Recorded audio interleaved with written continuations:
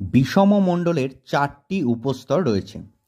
প্রথমে রয়েছে আণবিক নাইট্রোজেন স্তর, 88 থেকে 200 কিলোমিটার পর্যন্ত বিস্তৃত। নেক্সট আছে পারমাণবিক অক্সিজেন স্তর, 200 কিমি থেকে 1120 পর্যন্ত। হিলিয়াম স্তর 1120 থেকে 3540 কিলোমিটার পর্যন্ত।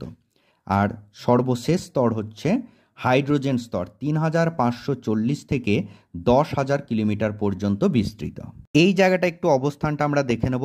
দেখো, প্রথমে যে স্তরটা আছে আণবিক নাইট্রোজেন স্তর 88 থেকে 200, তার মানে এই 80 থেকে 500 মধ্যে যে স্তরটা আছে থার্মোস্ফিয়ার, তো এর মধ্যেই কিন্তু আমাদের প্রথম যে উপস্তর আণবিক নাইট্রোজেন স্তরটা পড়বে, নিচের পোর্শনটা, মানে এটা যদি 500 হয় তাহলে এতটা জায়গা পর্যন্ত পড়বে কিন্তু আণবিক নাইট্রোজেন স্তর।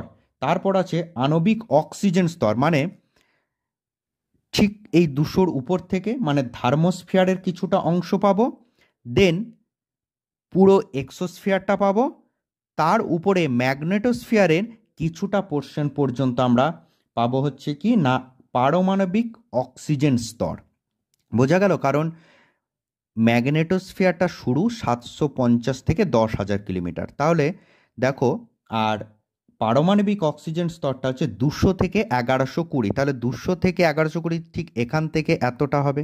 তাহলে আমরা এভাবে বলতে পারি যে আমাদের যে পারমাণবিক অক্সিজেন স্তরটা রয়েছে সেটা আমাদের কোন স্তরের সঙ্গে যুক্ত। তাহলে একদম নিঃসন্দেহে, ছবিটা যদি ক্লিয়ার থাকে তাহলে আমরা খুব নিঃসন্দেহে বলতে পারবো যে থার্মোস্ফিয়ারের ঊর্ধ্বাংশ, এক্সোস্ফিয়ার এবং ম্যাগনেটোস্ফিয়ারের নিম্নাংশ পর্যন্ত পারমাণবিক অক্সিজেন।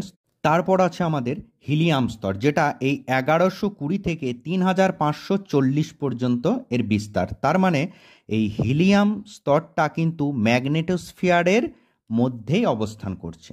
লাস্ট যে স্তরটা আছে সেটা হাইড্রোজেন স্তর, মানে 3540 থেকে 10,000। তার মানে বোঝাই যাচ্ছে যে এই ম্যাগনেটোস্ফিয়ারের মধ্যে তিনটি উপস্তর আছে।